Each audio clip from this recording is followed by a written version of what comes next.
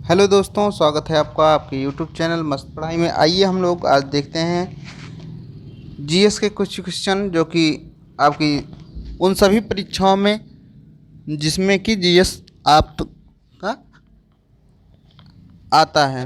ठीक है, चलते हैं हम लोग क्वेश्चन की ओर ध्यान देते हैं। दिया गया है, वह कौन तिथि थी जब मुस्लिम लीग ने पाकिस्तान दिवस मनाया था? तो वह कौन सी तिथि थी? क्या वह 25 अप्रैल 1920 थी, या 5 फरवरी 1922 थी, या 14 जुलाई 1942 थी, या 23 मार्च 1943 थी? तो आपको बताना है। ठीक है, तो इस तरह से हम लोग देखेंगे कि 23 मार्च 1943 को पाकिस्तान दिवस के रूप में मुस्लिम लीग ने मनाया था। आगे चलते हैं अगले क्वेश्चन पे।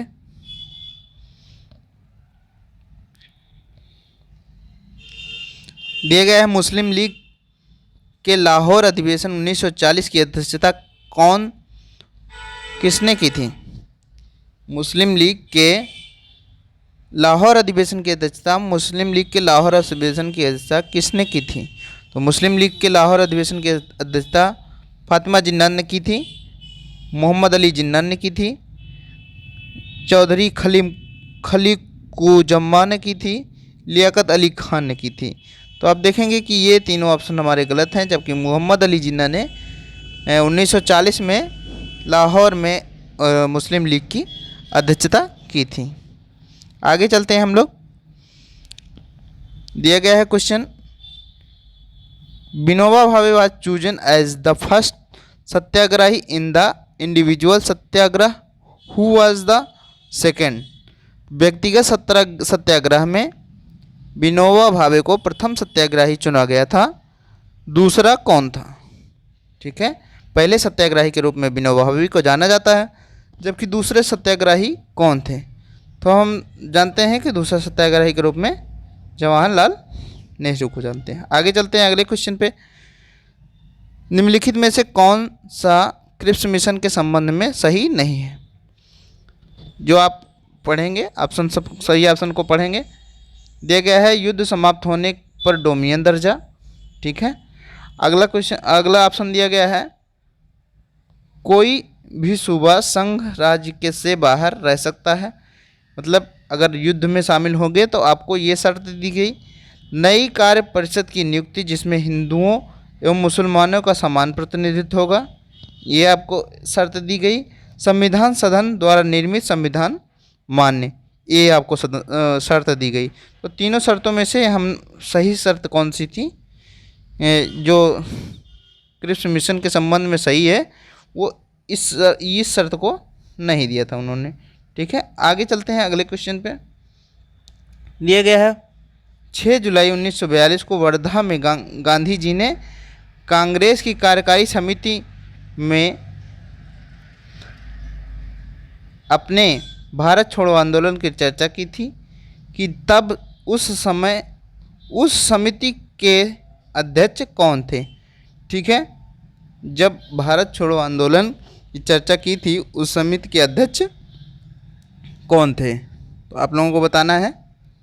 तो उस समिति के अध्यक्ष कौन थे? अबुल कलाम आज़ाद साहब थे। ठीक है, जो कि अंतरिम सरकार में शिक्षा मंत्री के रूप में बनाए गए थे। आगे चलते हैं अगले क्वेश्चन पे। दिया गया है क्वेश्चन नंबर 6, अगस्त 1925 में सेंट्रल लेजिस्लेटिव असेंबली का अध्यक्ष निम्नलिखित में से कौन था? Who among the following was the speaker of central legislative assembly in August 1925? दिया गया है option, Motilal Nehru, CR Das, Vitthal bhai Patel, MR Jayakar. तो आपको इसमें कौन सा ऑप्शन सही हो जाएगा? Option number C. ठीक है, विट्ठल भाई पटेल, जो कि सेंट्रल लेजिस्लेटिव असेंबली के अध्यक्ष थे। आगे चलते हैं अगले क्वेश्चन पे। निम्नलिखित में से कौन एक ने खिलाफत आंदोलन के दौरान हाजिक उल मुल्क की पदवी त्याग दी थी? हु एमंग द फॉलोइंग री अनाउंस्ड द टाइटल ऑफ हाजिल उल मुल्क ड्यूरिंग द खलीफत मूवमेंट, खिलाफत मूवमेंट। ठीक है, तो इसमें कौन सा सही हो जाएगा? हकीम अजमल खान। इन्होंने अपने हकील उल मुल्क की पदवी को त्याग दिया था खिलाफत आंदोलन के दौरान। आगे चलते हैं अगले क्वेश्चन पे। किसने खिलाफत आंदोलन को हिंदुओं और मुसलमानों की एकता के एक ऐसे अवसर के रूप में देखा जो 100 वर्षों में भी पुनः प्रस्तुत नहीं होगा? ठीक है, किसने खिलाफत आंदोलन को हिंदू और मुस्लिम की एकता के एक ऐसे अवसर के रूप में देखा जो 100 वर्षों में भी प्रस्तुत नहीं होगा? ऑप्शन दिया गया है अली बंधु, अबुल कलाम आज़ाद, महात्मा गांधी, खान अब्दुल गफ्फार खान। तो ऑप्शन नंबर सही हो जाएगा सी। गांधी जी ने खिलाफत आंदोलन को एक ऐसे मूवमेंट के रूप में देखा था जो कि 100 वर्षों में भी पुनः प्रस्तुत नहीं होगा। आगे चलते हैं अगले क्वेश्चन पे। दिया गया है lake Tana can be located in which of the following continent? Tana झील निम्नलिखित में से किस महाद्वीप में स्थित है? तो आपका टाना झील जो है किस महाद्वीप में स्थित है? क्या एशिया में स्थित है, या उत्तरी अमेरिका में स्थित है, या ऑस्ट्रेलिया में स्थित है, या अफ्रीका में स्थित है? तो आपका ऑप्शन नंबर सही हो जाएगा अफ्रीका। टाना झील जो है अफ्रीका में स्थित है। आगे चलते हैं 10 नंबर क्वेश्चन पे। नील नदी के बारे में गलत कथन चुनें। यह भूमध्य सागर में समाप्त होती है, यह भूमध्य रेखा के ऊपर से निकलती है, इसके बेसिन में तंजानिया, रवांडा और इथोपिया के कुछ हिस्से शामिल हैं, अतबारा नदी झील की सहायक नदियों में से एक है। ठीक है, तो ऑप्शन नंबर इसमें कौन सा सही हो जाएगा? कहा गया है गलत कथन चुने। ठीक है, तो बाकी सारे कथन सही हैं। इसमें ये जो है भूमध्य सागर में समाप्त होती है। ठीक है,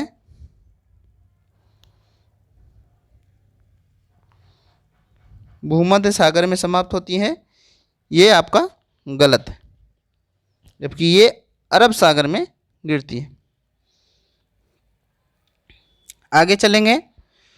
निम्नलिखित में से कौन सा कथन जलीय आवास की उत्पादकता को सीमित करता है? जलीय आवास की उत्पादकता को सीमित करता है। Which among the following factor limits the productivity of aquatic habitat? ठीक है, घुलित ऑक्सीजन, डिजॉल्व्ड ऑक्सीजन, रेन वर्षा, रिलेटिव ह्यूमिडिटी सापेक्ष आर्द्रता, नन ऑफ द एबव, मतलब इनमें से कोई नहीं। तो आपका इसमें से कौन सा ऑप्शन हो जाएगा? घुलित ऑक्सीजन। आगे चलते हैं अगले क्वेश्चन पे। दिया गया है जल संरक्षण। Who is an Indian civil engineer from Ladakh famously known as iceman of India for his contribution to water conservation? जल संरक्षण में उनके योगदान के लिए भारत के हिम मानव के रूप में प्रसिद्ध लद्दाख के एक भारतीय सिविल इंजीनियर कौन हैं? तो भारतीय सिविल इंजीनियर लद्दाख के जो हैं वो कौन है? आपके ऑप्शन नंबर दिया गया है ऑप्शन सलीम अली, राजेंद्र सिंह,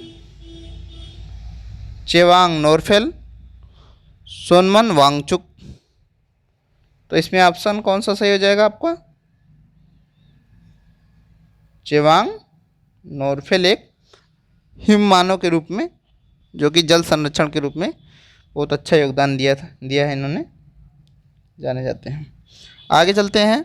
दिया गया है कृत्रिम वर्षा के संदर्भ में गलत कथन चुने। कृत्रिम वर्षा कराने के लिए केवल संवहनी बादलों को ही सृजित किया जा सकता है। नंबर 2, क्लाउड सीडिंग प्रदूषण से लड़ने में मदद नहीं कर सकती। आपका ऑप्शन दिया गया है केवल एक, केवल दो, एक और दो दोनों, ना एक और ना ही दो। तो आपका ऑप्शन नंबर कौन सा सही हो जाएगा? 2, बी, क्लाउड सीडिंग प्रदूषण से लड़ने में मदद नहीं कर सकती। ठीक है, आगे चलते हैं अगले क्वेश्चन पे।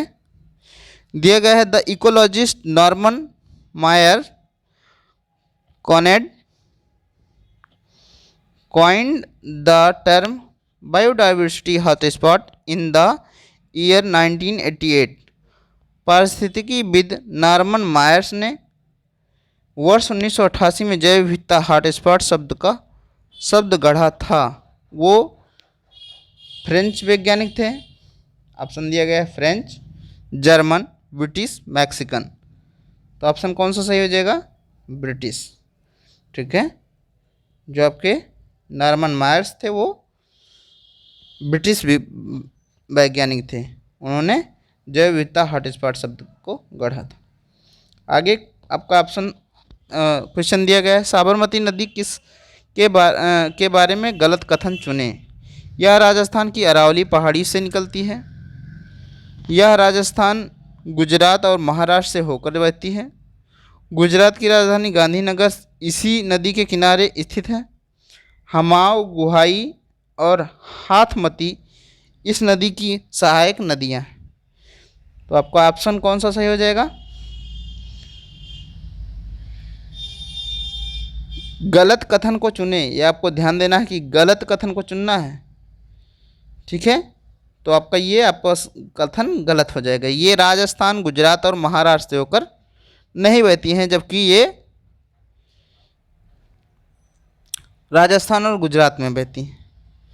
ठीक है, आगे चलते हैं अगले क्वेश्चन पे। निम्नलिखित में से किस नदी को असम राज्य में जिया भराली कहा जाता है? कुछ of the following river is called Jia Bharali in state of Assam. Dhansiri, क्या धरसरी नदी को कहा जाता है? कामेंग नदी को कहा जाता है? लोहित नदी को कहा जाता है? या भोगदोई नदी को कहा जाता है? तो इसमें आप देखेंगे कौन सा ऑप्शन हो जाएगा? ऑप्शन नंबर बी, कामेंग नदी को जिया भराली कहा जाता है असम में। ठीक है, आगे दिया गया है भारतीय गौरव यश का अंतिम सूर किसके लिए प्रयुक्त हुआ? भारतीय गौरव यश का अंतिम सूर्य, भारतीय गौरव का अंतिम सूर्य, ठीक है, किसके लिए प्रयुक्त हुआ? For whom was the last son of Indian glory used? किसके लिए? क्या शिवाजी के लिए प्रयुक्त हुआ था, या पृथ्वीराज चौहान के लिए, या हेमू के लिए, या राणा प्रताप के लिए? तो ये किसके लिए प्रयुक्त हुआ था? ये हुआ था पृथ्वीराज के लिए। ठीक है, आगे चलते हैं अगले क्वेश्चन पे। वह व्यक्ति जिसने 4 अप्रैल 1919 को दिल्ली की जामा मस्जिद में प्रवचन मंच से हिंदू मुस्लिम एकता पर भाषण दिया, वह कौन थे? Which person delivered a speech on Hindu Muslim unity from discourse stage of Jama Masjid in Delhi on 4 अप्रैल 1999? महात्मा गांधी, लाला लाजपत राय, स्वामी श्रद्धानंद, महामना मालवीय, महामना मदन मोहन मालवीय। ठीक है, तो ऑप्शन कौन सा सही हो जाएगा?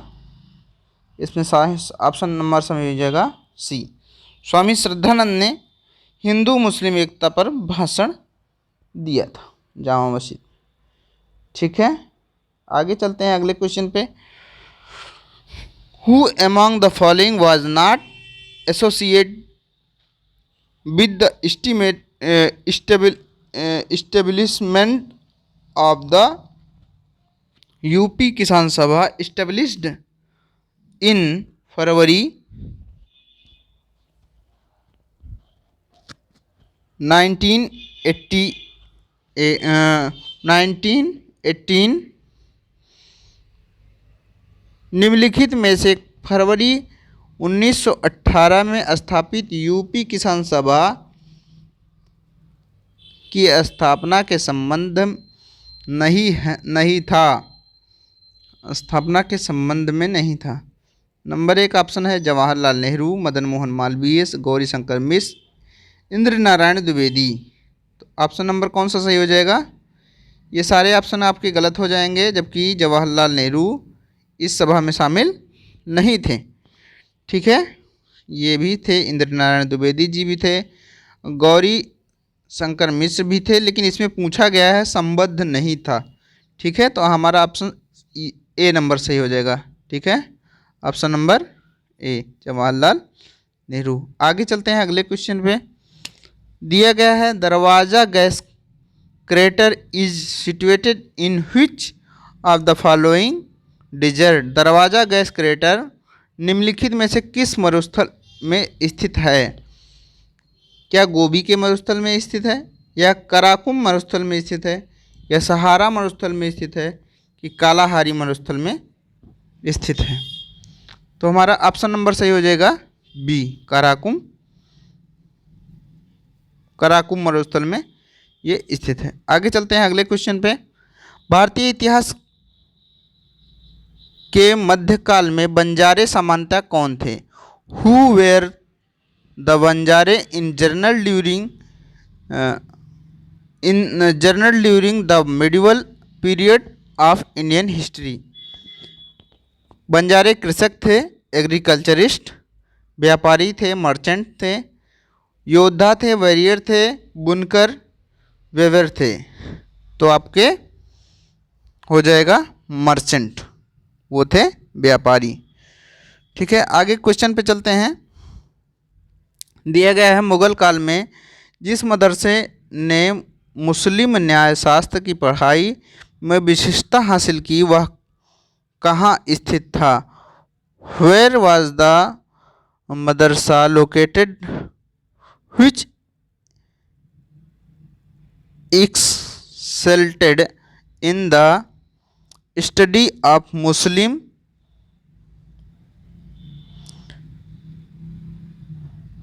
jurisprudence during the Mughal period। Hyderabad Bharat में, लखनऊ में, सियालकोट में, दिल्ली में मुगल मदरसे ने मुस्लिम न्याय शास्त्र की पढ़ाई में विशेषता हासिल की। ठीक है, वह मदरसा कहाँ पे था? वो लखनऊ में था। ठीक है, आगे चलते हैं अगले क्वेश्चन पे। निम्नलिखित को कालक्रमानुसार व्यवस्थित करें एवं सही उत्तर चुनें। Arrange the following in chronological order and select the correct answer. Number 1 Ahilyabai, number 2 Durgavati, number 3 Padmini, number 4 Taravati. तो आपको उनके कालक्रम के अनुसार उनको ऑर्डर से लगाना है। तो जो पद्मिनी थी वो इन सब में सबसे पहले थी, पद्मिनी थी। देखते हैं, पद्मिनी आ गई आपकी, फिर उसके बाद हो गई दुर्गावती। ठीक है, ऑप्शन नंबर आपका सी सही हो जाएगा, पद्मिनी, फिर दुर्गावती, फिर आपका ताराबाई, फिर आपका लास्ट में अहिल्याबाई। तो आपका इस तरह से पद्मिनी,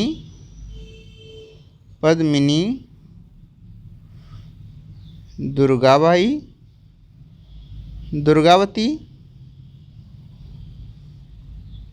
ताराबाई और अहिल्याबाई। ठीक है, आगे चलते हैं अगले क्वेश्चन पे। दिए गए मुगल काल में निम्नलिखित बंदरगाहों में से किसको बाबुल मक्का कहा जाता था? Which of the following ports was called Babul Mecca during in Mughal period? Option दिया गया है कालीकट, कैम्बे, भरूच और सूरत। तो बाबुल मक्का किस बंदरगाह को कहा जाता था? तो आपके सूरत बंदरगाह को बाबुल मक्का कहा जाता था। आगे चलते हैं अगले क्वेश्चन पे। लास्ट क्वेश्चन, मुगल काल में मौलिम क्या होता था? What was the Muslim in the Mughal period? मौलिम जो है एक क्या कर था? ऑप्शन दिया गया है, एक कर, एक शासक, जहाज का एक कर्मचारी, एक प्रशासक इकाई। तो मौलिम जो था एक जहाज का एक कर्मचारी था। तो दोस्तों आज इस तरह से हमारे काफ़ी अच्छे 25 क्वेश्चनों की ये सीरीज़ थी। आपने बेशक एंजॉय किया होगा और अपनी तैयारी को बेहतर बनाइए। ठीक है, आगे मिलते हैं अगले कुछ क्वेश्चनों के साथ दूसरे वीडियो में। ठीक है दोस्तों, ख्याल रखिए अपना, आसपास गंदगी को हटाइए, साफ़ सफाई रखिए और अच्छे से दिवाली को मनाइए, प्रदूषण कम रखिए। ठीक है, धन्यवाद।